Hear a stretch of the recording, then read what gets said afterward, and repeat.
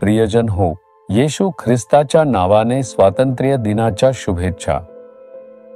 हा आनंदाचा दिवस आहे जेव्हा जगभरातील भारतीय लोक भारताने स्वातंत्र्य मिळविल्याचा दिवस साजरा करतात. हा तो दिवस आहे ज्या दिवशी देशाला गुलामगिरीतून मुक्तता मिळाली. या दिवशी मी इंग्लंडमधून बोलत आहे. कधीतरी एका काळी इंग्लंडने भारताला अनेक वर्षे गुलाम बनवले होते. पण प्रभूने आपल्याला गुलामगिरीतून मुक्त केले आणि या देशाला सुंदरपणे लोकशाही राष्ट्रात रूपांतरित केले. आपण म्हणतो की आज आपण देशात स्वातंत्र्याचा श्वास घेत आहोत. स्वातंत्र्य दिन म्हणजे ज्या दिवशी आपली मुक्तता झाली.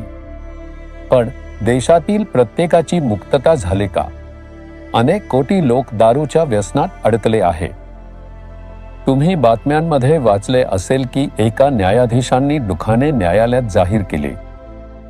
तमिळनाडूमध्ये दररोज 1.5 कोटी लोक दारूचे सेवन करतात. जर अशी परिस्थिती असेल तर आज किती कुटुंबे प्रभावित होत आहेत. लोक अंमली पदार्थांच्या व्यसनात अडकले आहेत. शाळेत शिकणारी लहान मुलेही अंमली पदार्थांच्या व्यसनात अडकली आहेत. जुगाराच्या व्यसनामुळे पैसे गमावून आत्महत्या करणाऱ्या लोकांच्या बातम्या येतात. अशा व्यसनात अडकलेले लोक आहेत. यापलीकडे व्यभिचार, वेश्या व्यवसाय, अशुद्ध आत्मा पाप आहेत. त्यांना शांती मिळते का? त्यांच्याकडे शांती किंवा आनंद नाही. जेव्हा ते या पापांपासून मुक्त होतील तेव्हाच त्यांना आनंद मिळेल. तुमची सुटका झाली. तुम्ही एकेकाळी पापात होता.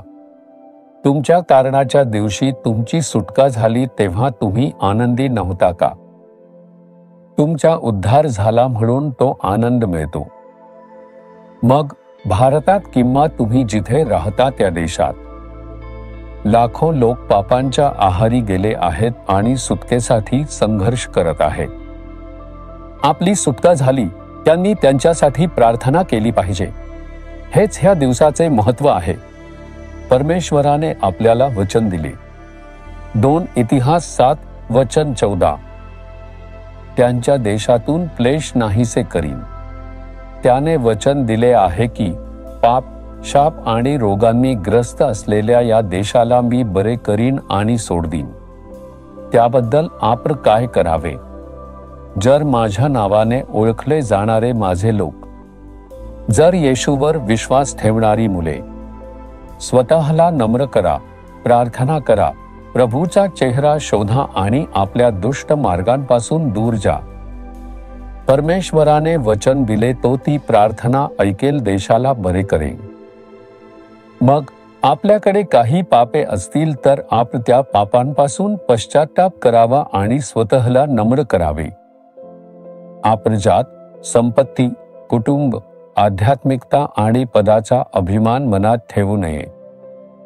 आपण सर्वांवर प्रेम केले पाहिजे. इतरांना स्वतःपेक्षा मोठे मानणे हीच नम्रता आहे. आपण अशा प्रकारे प्रभूच्या पायाशी स्वतःला नम्र केले पाहिजे.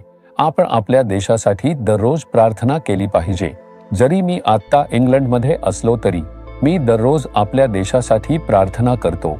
आपल्या देशातील लोकांच्या गोष्टी मला आठवतात आणि मी त्यांच्यासाठी प्रार्थना करतो. दररोज प्रार्थना करत राहा. प्रभूचा चेहरा शोधा. त्याने काय सांगितले याकडे लक्ष द्या. तुमच्यात काही वाईट मार्ग असतील तर पश्चाताप करा. जर आपण वाईट मार्गाने चालत, पाप, दुष्टपणात, अन्याय, कायदा मोडत तरीही प्रार्थना करत असाल, देशाला वाचवा आणि तारण द्या, तर आपली प्रार्थना ऐकली जाणार नाही. सर्वप्रथम अन्यायापासून पश्चाताप करावा. स्वतःला समर्पित करा. प्रभू प्रार्थना ऐकेल, पाप क्षमा करेल आणि देशाला आरोग्य देईल. 1 मिनिटासाठी आपण सर्वजण एकत्र येऊन देशासाठी प्रार्थना करूया. तुम्ही ज्या देशात असाल त्या देशातील लोकांना पाप आणि शापाच्या गुलामगिरीतून मुक्त व्हावं यासाठी प्रार्थना करा. प्रभू, तू आमच्या देशाला आरोग्य देण्याचे वचन दिले. मी ज्या देशात राहतो त्यावर मला प्रेम आहे. तू मला मुक्त केलेस आणि या देशात मला आनंद दिलास.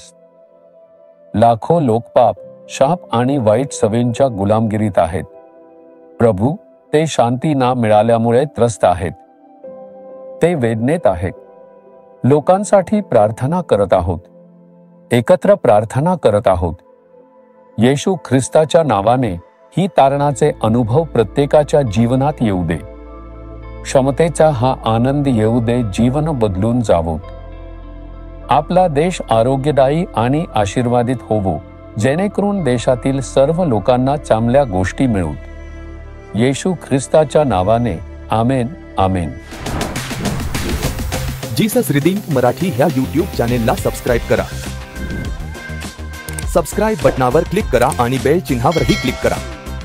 दररोजच्या नवीन कार्यक्रमांची माहिती मिळवा.